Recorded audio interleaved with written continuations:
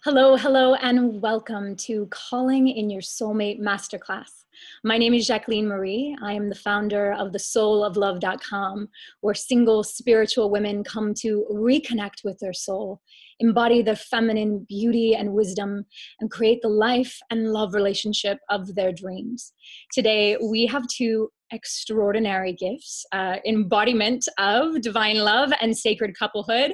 We have Achintya Devi and Shems Hartwell, and we're going to be speaking all about how to embody your sovereignty and self-love to attract your soulmate. So as always, before we begin, I'd like to invite you to join me in closing your eyes as we take a moment to meditate and pray. It's placing one hand on your heart and one hand on your belly. Beginning to deepen your breath and attuning to the rhythmic pulse beat and heartbeat throughout your temple. Allowing everything that's transpired before this moment to melt away. Bringing your full attention and presence right here, right now. And from this place of deep connection with your own heart and soul, we ask, beloved Mother, Father, God, Goddess, and all the sacred holy ones by all the sacred names. We ask, please, that you downray the consciousness of love to every soul present, illuminating us, encircling us in your presence, and elevating, uplifting our mind, our thoughts, our words, our actions, and our emotions.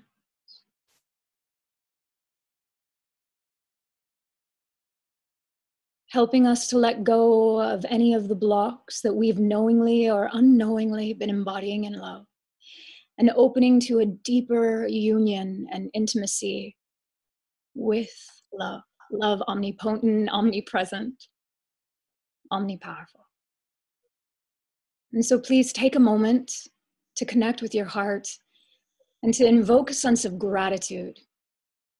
Because right now there is someone in the world who is praying for you, doing the work to find you, and actively engaged in calling you into their life. Allow that to fill you, the sense of joy and peace. And today we open to receive the wisdom that Achintya and Shems have to offer, knowing that we will receive exactly what we need. And so on an exhale, we simply say, thank you, thank you, thank you. And so be it. So ladies and gentlemen, I am so excited for these two. I mean, truly, it's a gift. So get a notebook, get a pen, because I'm sure you're going to have moments that you're going to want to recall and remember. So Achintya Devi and Shems Hartwell are obviously coupled in sacred relationship. And I have to say, they recently just got engaged. So this is an extraordinary time of joy and bliss for them. And we're really lucky to be tuning into this energy, because this is the exact thing we're wanting to invoke in our lives. So a little bit about Achintya. She's the founder of Goddess Rising Mystery School, which is dedicated to empowering the sacred wild feminine within our global sisterhood through moon priestess trainings, womb trainings, red tent leadership, and priestess pilgrimages. And Shems is a widely sought after guide and facilitator who specializes in personal and relational development. He works with both singles and couples to help with the healing and integration of the physical, mental, sexual, emotional, and spiritual. And I will say he's phenomenal on the topic of communication. So, diving right in, what is sovereignty? And how does sovereignty impact our ability to attract our soulmate? Okay, so I think it's great to put the anchor, this is really the foundation of sovereignty and what that means really ripples into a lifelong partnership. And so I believe it's incredible, and both of us feel this way, Julie, really how sovereignty is the foundation. So sovereignty being that you are, and I am, and you are, each and every one of us are whole and complete unto ourselves. Without, the power, as we've so been conditioned culturally, societally, in our upbringing, that we're seeking to have power from a source outside of ourselves. And that's a program that's around the planet, which many of us, most of us, all of us have in some way played into, and are, have deschooled ourselves or are deschooling that. And so it's a powerful distinction to understand then, sovereignty being that the power that the power is alive within me. And when we say power, this isn't power and control, domination. The true power, the force of love, and that me as a being is in the simplest of terms, whole and complete unto myself. And if we're looking to the power that's outside of ourselves, that's where the tricky things can happen, and we'll get into that more. But I want to ask you too, what is sovereignty for you? Yeah, thank you for that. That's a beautiful sharing. And for me, it's that this being I'm in, or who I am right now, is home base. And that there's no head higher, like in some illusions that we have often, that there's some being that's more evolved or further along. But the truth of it is that the level of equality we live in, and when I truly know that, I enter in relationship in a way where I truly see you as an equal. And I'm not needing something from you, but I'm actually contributing and meeting you in the middle. And so a high level of sovereignty is that I'm so at home and at peace and connected with who I am, that from that place I meet you. I meet life. I meet what's happening. And that's how I understand sovereignty, as a true experience of embodied, like, this is here. This is home base. This is now. I'm universal and I'm here. And everything I create comes from that. Beautiful. So in my listening, what I hear from the both of you, and is so integral, I think one of the foundational pieces to calling in love, is that it really starts with this relationship here. And that is the foundation to then being able to magnetize or attract a person who matches your highest potential and greatest embodiment. Yeah? Absolutely. Yes. Yeah. And then continues for the rest of your relationship. And that is really why it's so foundational, because really the seeds of embodying our own sovereignty before relationship actually is the foundation for that relationship, which will come, when in divine timing. And so that's still applicable right now. It's like in our relationship that we are coming as whole being and whole being together. Not as, oh, you are coming to complete me and I am coming to complete you. I'm whole and complete, as are you. And when we bring that sovereign energy together, it really allows for the entire relationship to flow in a very healthy and powerful way without power struggle. Love that. So speaking personally, I so believe that at any level we're vibrating at, we can find a perfect soul match for that state of consciousness, right? And so I love what I hear you saying is, often in relationship, we see that a person who is not in their value, who isn't connected to their sovereignty, will find the perfect soulmate for that. And together, you create a very incomplete relationship. And we've all experienced this. I think it's a part of the learning, right? Towards great love. For sure. For sure. Yeah, and there's nothing wrong with that necessarily. It's just that we realize that that's our growth edge at that moment. The challenge is when we get entangled in that in a way that, like, I keep looking for my completeness or okayness in your actions and how you love me and how you share with me. And if I'm in that place, then I'm not really taking responsibility to generate my, like, happiness, my contentment, and my capacity to really know and live and exchange love with you. And, a lot of times what we would say is a lack of sovereignty means that we're usually sourcing approval, security, and love outside of ourselves.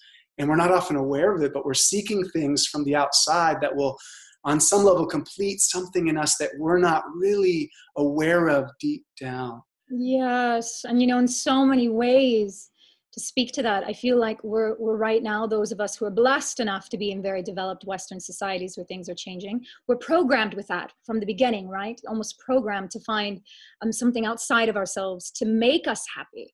And so it's a very subtle subconscious thing to make that profound shift. Yeah. Yeah. And it's something which is so perpetuated, we see it from, from very, very young age. If you were brought up in, most religions, that it's like, okay, you're praying to this God outside of you, and this person is going to save you. And I think for so many women, that's the fairy tale that is then perpetuated, as, oh, the charming prince is going to come save you and you live happily ever after. Well, it's like, fuck that, pardon me. Amen. Yes. It's like, is that really empowering for anybody, And so, but so many, that's so conditioned, and is so deeply rooted that that's such a powerful place to really investigate, and I can speak for myself, obviously, as a woman, not for man, but from the woman's perspective, it's that is giving my power, that would be giving my power away, and that, oh, that's somebody else that I need saving, I don't need saving. So it's that same energy, and it can be very subtle, but that same, seeking, power from God, seeking saving from the man. And so it's like, this is something that then would create continual, call it dis-ease or disharmony or friction, in a relationship, where there's power, over. And this is the whole piece of sovereignty. And so I think it's really important for any woman that's listening that is really truly seeking to have their soulmate relationship, that's an investigation. Oh, am I looking for somebody to complete me? Am I really, maybe on the surface it may not be, but is this, these are the programs that have been indoctrinated on such a subtle level. So those are the real powerful places to look at, and the medicine with that, as we're speaking, is self-love, the continual coming home. Yes, I'm loving myself. I'm honoring myself. And the more that love can be generated into oneself, taking care of oneself, nurturing the needs and the truth and the desires that are here and tending to those, that again is the foundation, and it's the healing, that, oh yeah, the power is in me, and I don't need to seek outside. I don't need to then, if I were to come into a relationship, like, I'm not seeking to get like the, approval from you. Of course I want you to have my back, but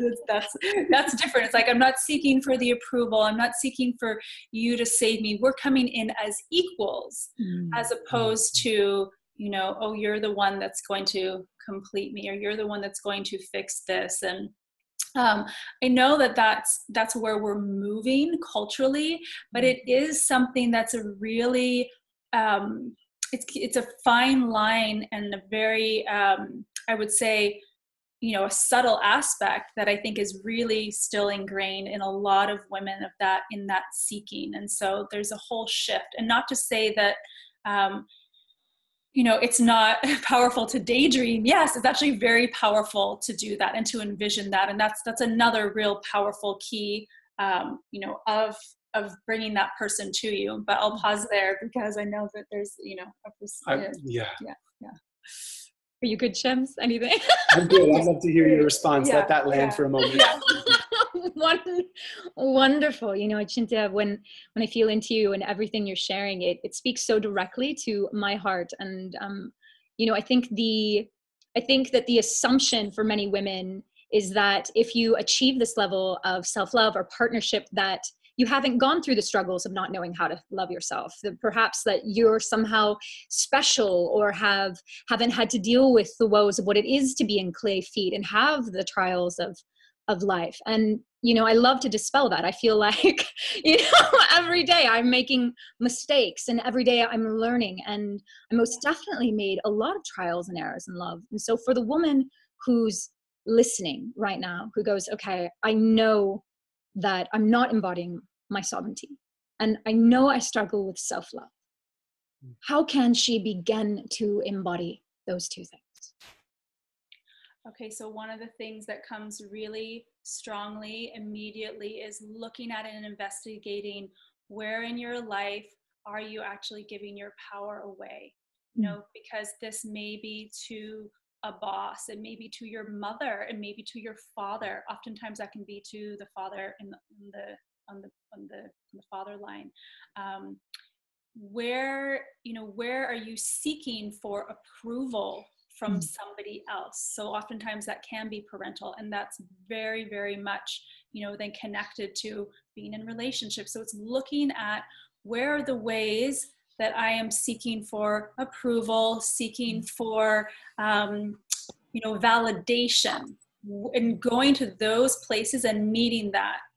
And there's an investigation that's there, and almost I would say, and it can be this, where it is a cord cutting. You're cutting the cords of where, and oftentimes those come from the womb space. So I really work deeply with women within the womb space, and where those energetic cords are going. They can be to the mother, they can be to past lovers. And so I would call it a cleaning and clearing of the past. And so if there's ways in which, maybe for past relationships, maybe if there's, this is sort of another investigation piece, where may you still be holding emotions that were never fully expressed? I know for me, one of the most powerful things that I did to bring this connection in was to have a powerful release of my past partnership. And there were things at that time for me where I didn't let myself really rage for where I felt completely, violated and disrespected. And, the compassionate mother part of me was like, I get it. Okay. And there was forgiveness, but I actually had never given myself that time to really let it out of my body in the biggest way necessary. So that was my completion, and the transition. So that doesn't have to be just a past partner, but it can be. So it's really cleaning and clearing the past relationships, or the places where you may have cords to where you're seeking approval, where you're needing to have validation, and where you may have not been fully expressed in your own truth in a past relationship. So you can bring that person in energetically. It doesn't have to be, face to face or over Zoom. You're not cussing to the other person, whatever it is. Or if there's, and maybe there's a grief piece. Maybe if you never really grieved that person or that loss to a full extent, it's really having a clean closure. So those are some of the things in which we're able to come into more of a bird's eye view of how we've been relating, and where the energy from our heart space, our womb space, is actually maybe still going.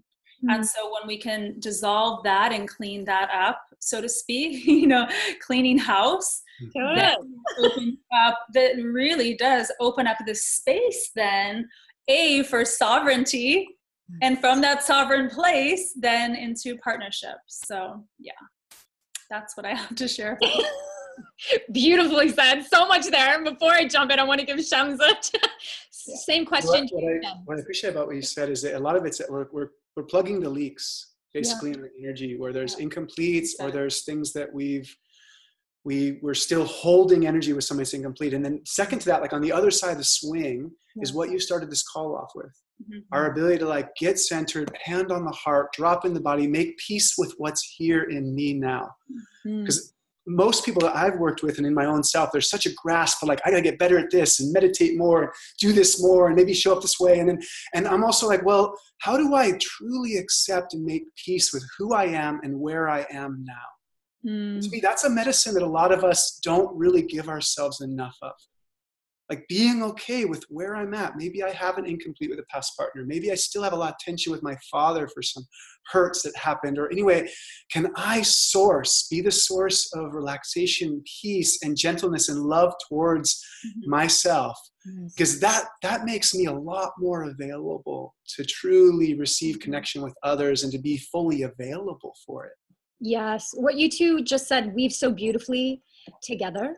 You know, in my hearing how I just heard that is, and Achintya, I completely agree with you. My own personal experience and the experience of my clients and collectively, I find that as women, as we have and we heal that relationship with our womb space, we actually get out of our heads and down into the fullness of our body. Then Shems, the very thing you're talking about becomes more readily available to us, the ability to actually be in the present moment and to kind of soften all of these external goals that we're constantly having to get better and do and fix and kind of contort, and arrive in this moment of how can I just love here and what is.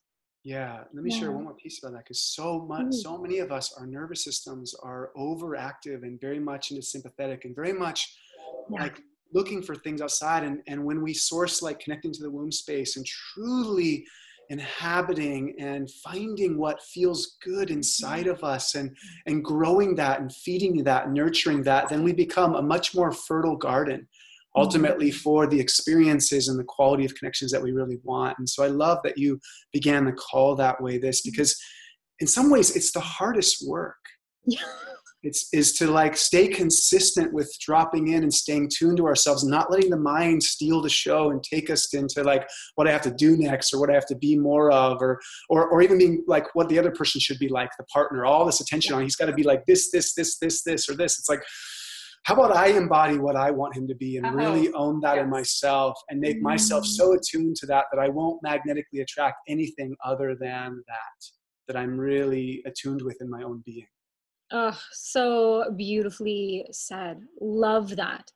And so for the both of you, you know, right now, so many people are talking about conscious relationship. And I've had clients come to me and be like, this is an idea that excites me, but what the heck does that even mean? What does that look like in practice? And so many of them are like, I don't know a conscious couple. What does that even mean? What does it look like? How does it behave? How does it feel? And I would love for the two of you to speak on that since you are living it. Feels really good. We need to start with one thing.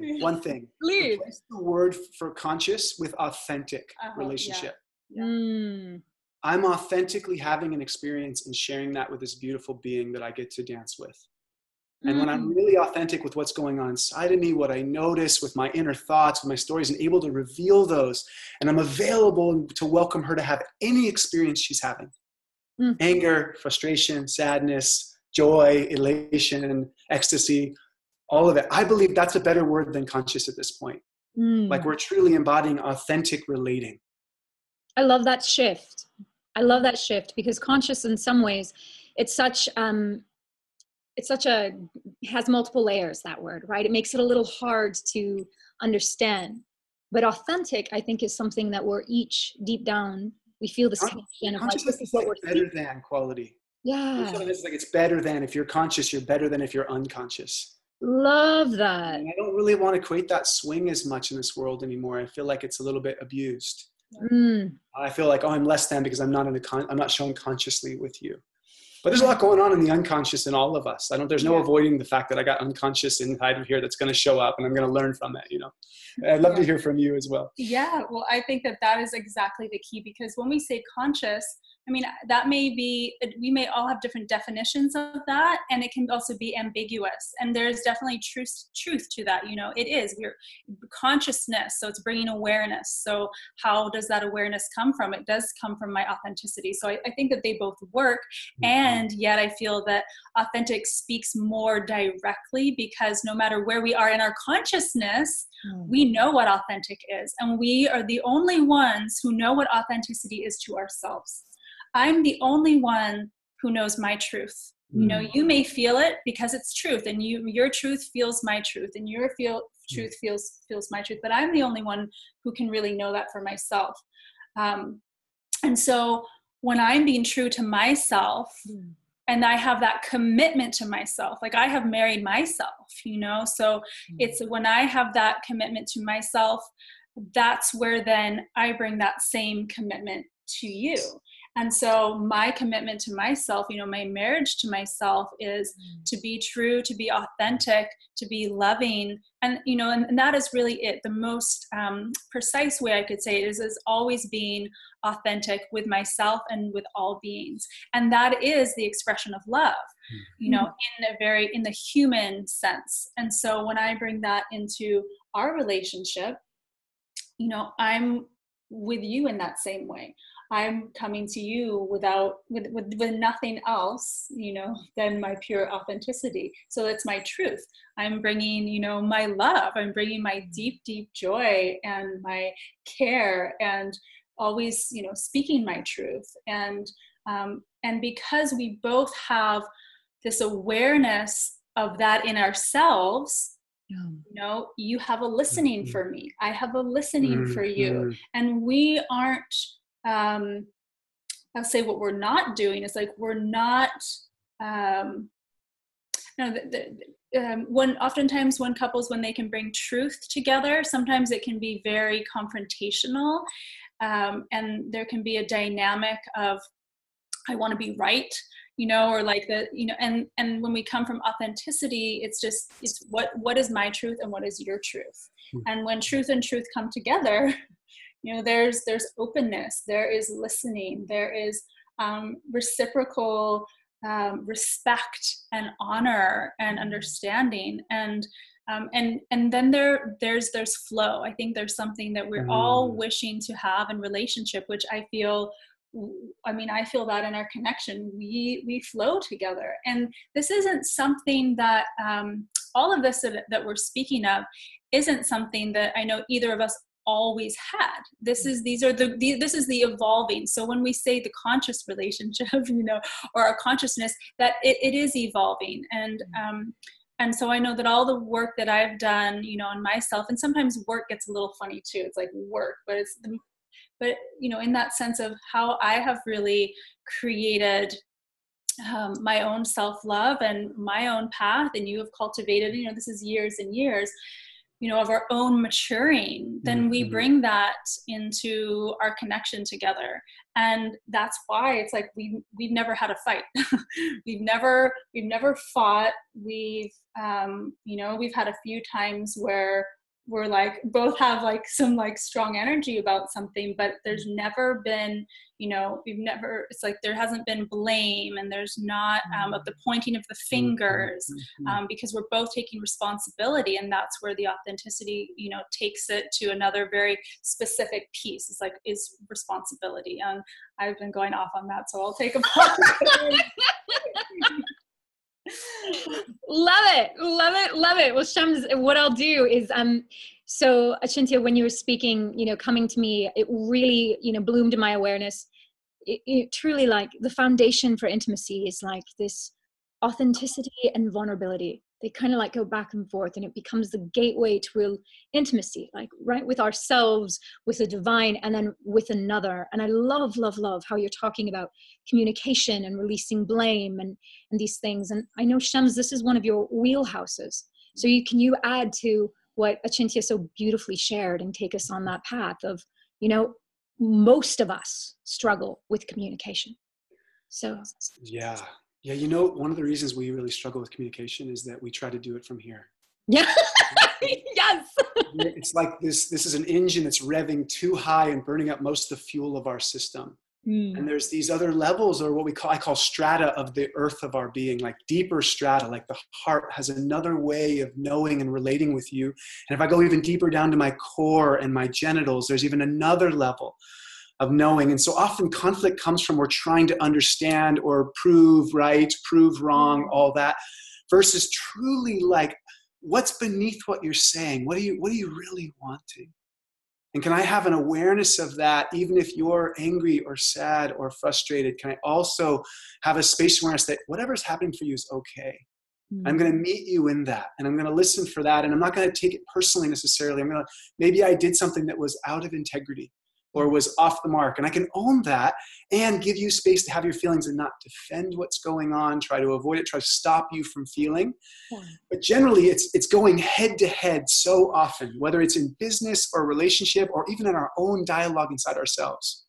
That is basically robbing us most of the time of what we're hungry for, which is for like a sense of availability, of patience with one another, of gentleness and care, because we all face edges, right? We all have things that cook us and have us have a little bit of reaction or upset or disappointment. Everyone's growing.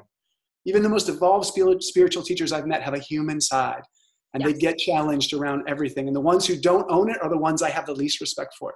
Yes. You know, and the ones who own it are the ones that really are leading the way. Like Brene Brown is a fabulous demonstration of that. Her work is so radically powerful and inviting, but she also is very vulnerable and authentic about what she shares, her own personal journey. And because of that, we all feel safe and comfortable with that person. So for the viewers, I just want to like highlight this sentence that just is ringing in my head, is, you know, ringing in my body, let me say. When we are in our head, it robs us of what we're hungry for.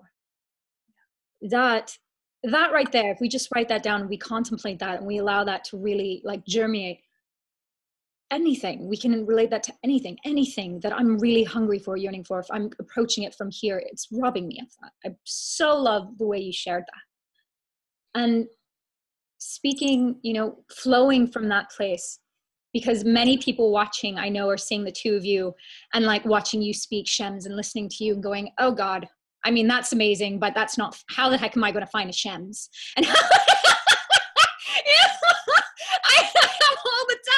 all the time people are like, okay, whatever, you found a Lindsay and he's the only one, you know? So right now, to just burst through any of those maybe subconscious blocks that might be coming up through this, I would love if the both of you could speak directly to that woman, because I believe she's right on the brink of a breakthrough. Right? Beautiful. Let me start with that, because I just led a 3-month program called the Men's Passage with a lot of really incredible men who are sincere and they feel their feelings and they're stepping into their power and they're owning their responsibility. And there's many, many more men that I know that really are on the path to living and meeting the feminine in more healthy ways.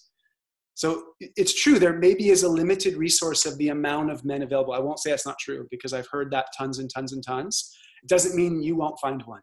It doesn't mean you won't magnetize a man that meets you and who's willing to grow with you and mature with you and learn along the way. Because the other myth is that we have to have arrived all the way to be in relationship. And it's not like that. In fact, my greatest growths have happened while in relationship and while meeting my edges with a partner. Specifically when I've gotten support, because sometimes I haven't known how to see it clearly. But you might find a man that you really resonate with, and he's not all the way there. He still has issues with how he expresses anger that are not clean, or that have aggression in them that aren't healthy. And if he's a man who's willing to get support and willing to look at what's going on for him, then he's already far above and on the path. He's willing to go sit with a therapist with you and like explore what's getting in the way for him and take more responsibility for his upsets and his anger. He doesn't have to be perfectly arrived. I love this, because it debunks so many myths around, you know, I feel a lot of women pass on really incredible men. Yes.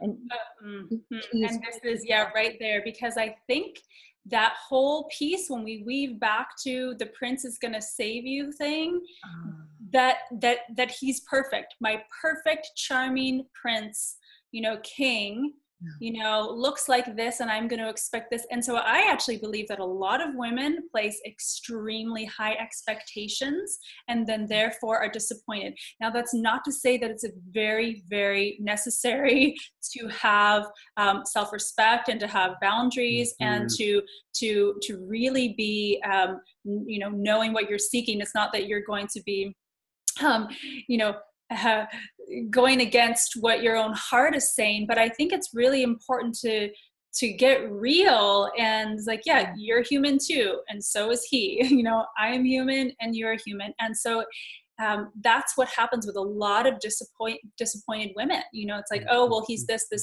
No, and so because I think generally there is. When we can think about how, you know, girls mature faster, than boys. It's a fact, right? I think that in terms of the numbers, I think that's true with women, generally speaking, obviously, that have a faster maturing, you know, and that's not always the case, but I think there's a, you know, generally. And so with that awareness, I think it's really helpful simultaneously to be debunking that, you know, and putting these high expectations, and simultaneously this really big piece of trust.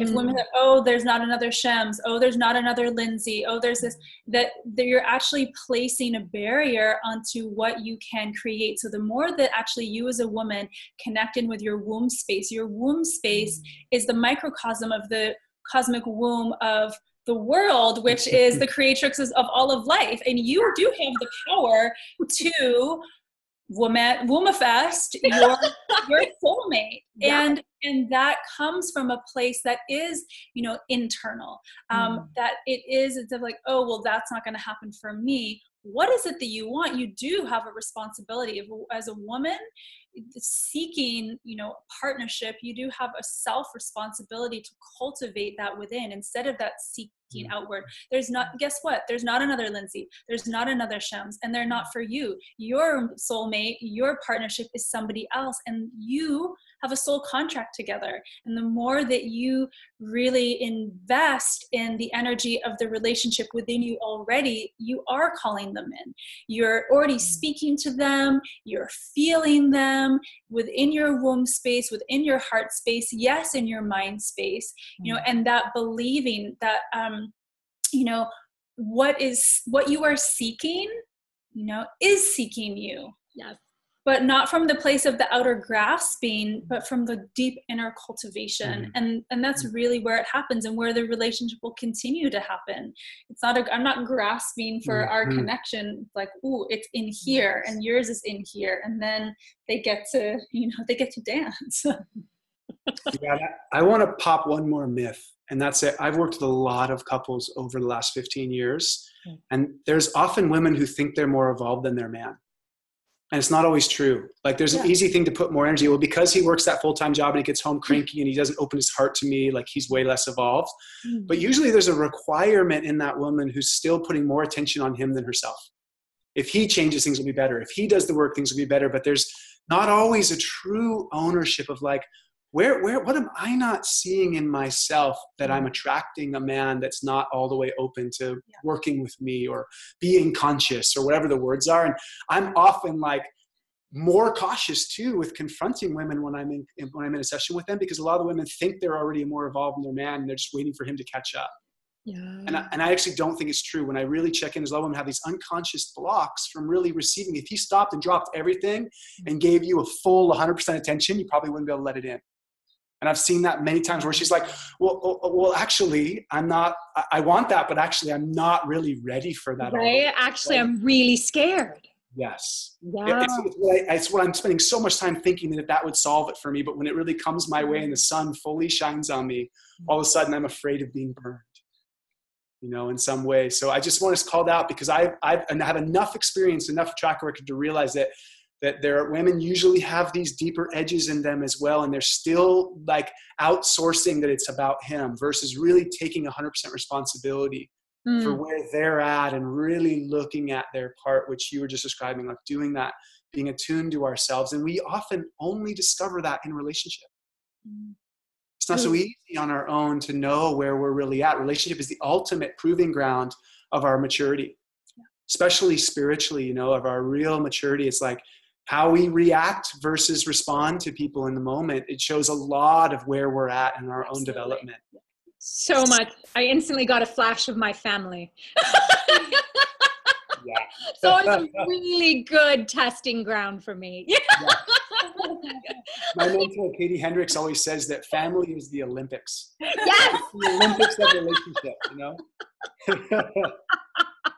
Well, I could speak to you two forever. You are both such powerhouses of embodied wisdom and knowledge. And so I'm so excited for our viewers and our community to connect with you more fully. I know you have something you're going to be offering our audience, a free gift. Could you talk a little bit about what you're giving us? Oh. I offer on my website, I have a free session available to anybody who goes to my website. They can go and sign up for an initial session where I hold space and really listen and connect in. And it's a nice way for me to make contact, to see if we resonate, to work together. Mm-hmm. It's always the best offering for me because I like to have personal content, like contact. I have lots of free articles and things on my website and videos that I have access to and magazine articles I've written.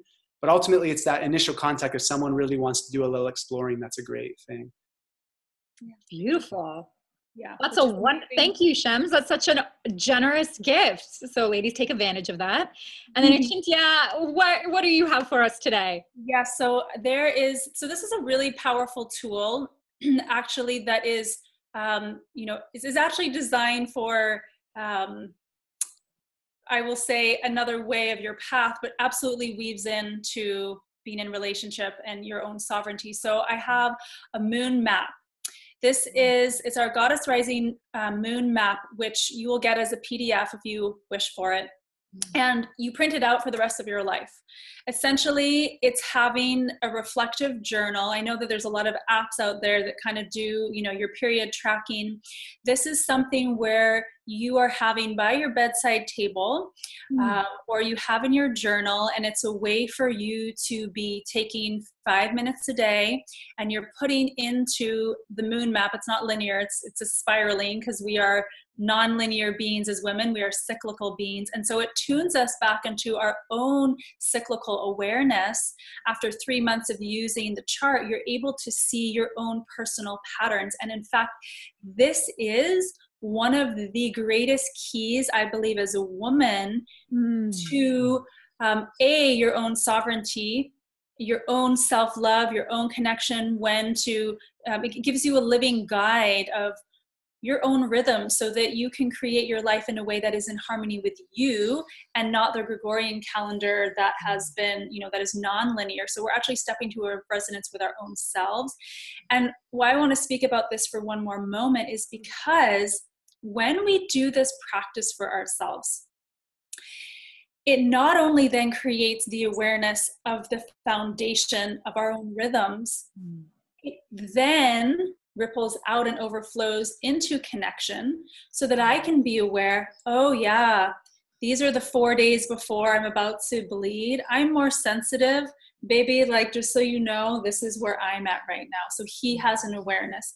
I can then put in my calendar, okay, if we want to, plan certain things together, this would actually be, a more ideal time for me based on this. Yeah, it's probably not going to be the best time to, put our business meeting or like wedding plans on one of the days, like, during my personal moon cycle, so it gives a very practical guide for your own life, and then how you can bring that forth into your relationship. So, for the rest of your life, for every woman needs to have this. So thank you so much for explaining it. I actually really value that you did that, because so often we see these things and we don't know how to use them.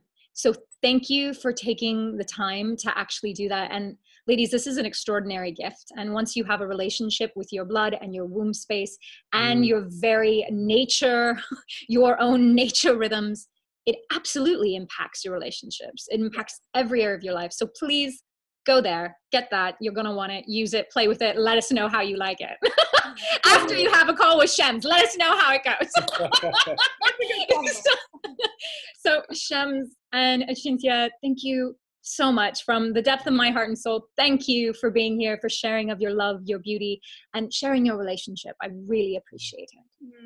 Thank you. Wonderful to be with you today. Wonderful, Jacqueline. Yeah. Thank you. And viewers, to all of you watching, thank you so much for taking time out of your day, for investing in yourself, for choosing to show up and to say yes to that prayer and that inner desire for love. For as you really shine that light in your heart and your soul, you say yes, you do things like this, you learn, you integrate, you are absolutely creating the space for true love to arrive within yourself and within the world. So thank you. Remember that as you do that, you're giving every single woman and girl all over the world permission to reclaim her feminine power and reclaim love for herself. So thank you for being here, and I'll see you tomorrow for the next wonderful expert. Mwah! Namaste.